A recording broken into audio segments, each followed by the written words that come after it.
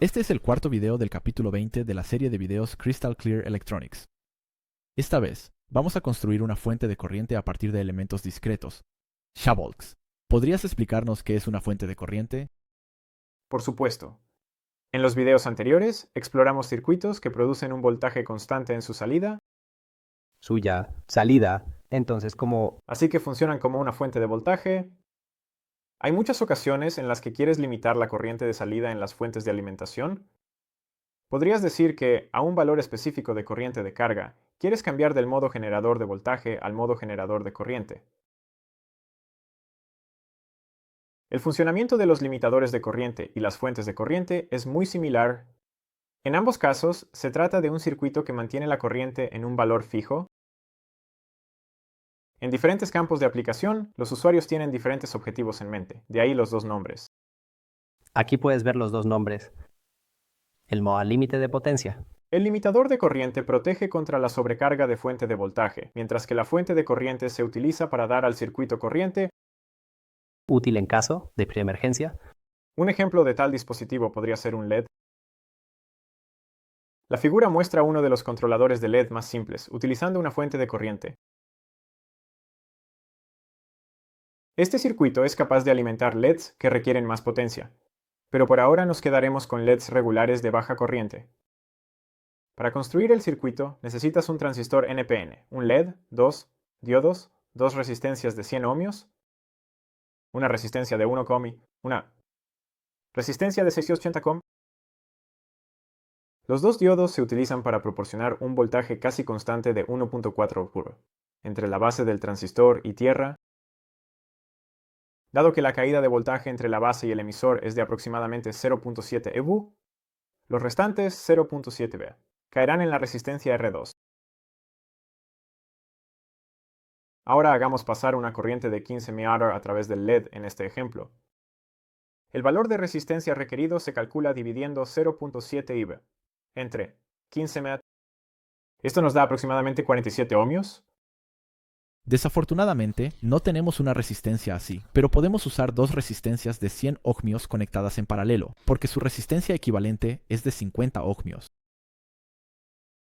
El siguiente paso es definir la resistencia R1. Primero, encuentra la ganancia de corriente del transistor en la hoja de datos.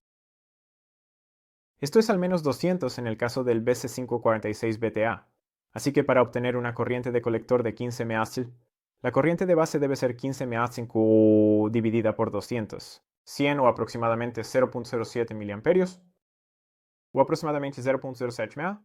Los diodos necesitan 1.3 mA adicionales para producir la caída de voltaje esperada con precisión, al menos según su hoja de datos. Supongamos queremos usar nuestro generador a 12 voltios. En este caso, la resistencia requerida R1 es 12 voltios menos 2 veces 0.7 voltios, dividido por 1.37 mA, es decir, 774 kiloohmios. Está claro que la corriente de base del transistor es insignificante en comparación con la corriente de los diodos. De hecho, la ganancia del transistor puede variar entre 200 y 450, dependiendo de qué transistor obtengas del fabricante. Así que podemos esperar una corriente de base aún más baja que los 70 microamperios calculados. Se deduce que al elegir la resistencia R1, influimos significativamente en la corriente que fluye a través de los diodos, y por lo tanto, en el voltaje a través de ellos. Si ya están fluyendo de 1 a 2 mA a través de los diodos, alcanzaremos una caída de voltaje de 0.7 Va a través de ellos. Aumentar la corriente en unos pocos miliamperios solo cambiará su voltaje por unas pocas décimas de voltios. Esto significa que podemos desviarnos un poco del valor calculado de R1. El circuito funcionará bien de todos modos. Ahora hemos conectado una resistencia de 1 core y una de 6.8 core. En este circuito, el resultado de esto es 7.8 co, ya que están conectadas en serie. Veamos cómo funciona el circuito en la práctica.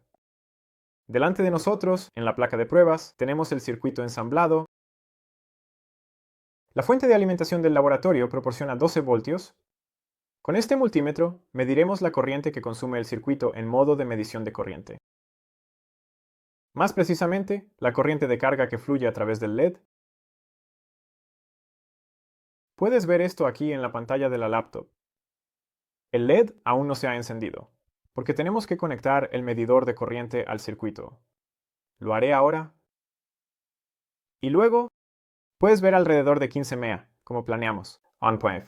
Miliamperios visibles, ¿verdad? Bueno, en realidad esto es solo alrededor de 12. De hecho, parece que aumenta un poco después de que se enciende el circuito. La razón de esta desviación es que estos diodos no tienen un voltaje directo de exactamente 0.7 V, sino que está entre 0.6 y 0.7. Y también es muy dependiente de la temperatura, dependiendo sobre el tamaño. Así que, por lo tanto, calculamos la variación de corriente causada por esta variación de voltaje del diodo. ¿Qué tipo de cambios de electricidad causa esto? Debido a la resistencia de 50 ohmios, si la caída de voltaje a través de los diodos cambia en 100 milliamperes, la corriente en la salida cambiará en 2 milliamperes. La corriente cambiará en la salida.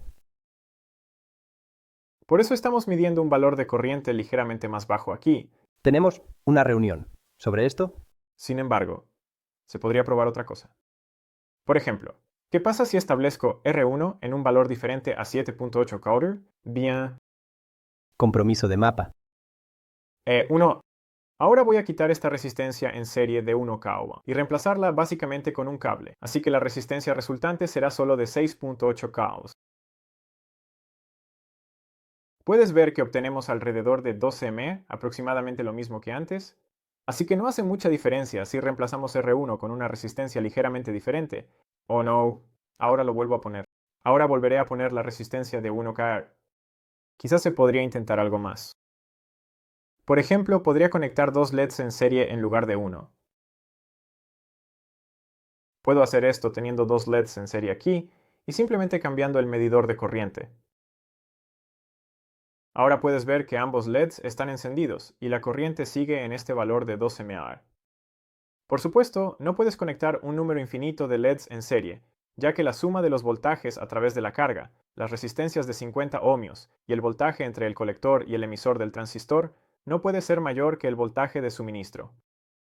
En otras palabras, el circuito solo puede mantener el valor de corriente deseado, mientras el voltaje del transistor sea mayor que su voltaje de saturación, que para este transistor es de alrededor de 1 voltio. Así que, como regla general, el voltaje de suministro siempre debe ser un poco más alto que el voltaje, a través de la carga. Así es. En el caso de una fuente de corriente constante, el transistor juega el papel de una resistencia variable que cambia su resistencia dependiendo de la caída de voltaje en él, de modo que la corriente que fluye a través de él se mantenga constante. ¿Genera eso para ti, Adam, Alan, Asmas y John? Incluso podemos intentar esto y medirlo con otros voltajes de entrada. Es importante notar que en tal caso se disipa una potencia significativa en el transistor. Por lo tanto, se debe tener en cuenta la capacidad máxima de transferencia de calor del transistor. Al diseñar. Parece que me he quedado sin demostraciones en mi placa de pruebas. Creo que sí. ¿Sabes lo que significa? Significa que estamos llegando al final del capítulo. Esperamos que estos pocos videos te hayan sido útiles y que puedas usarlos en todo tipo de proyectos. Puedes encontrar el currículo escrito y toda la información necesaria y enlaces debajo del video. Síguenos en Facebook para las últimas noticias. Espero verte pronto en los próximos videos. Adiós.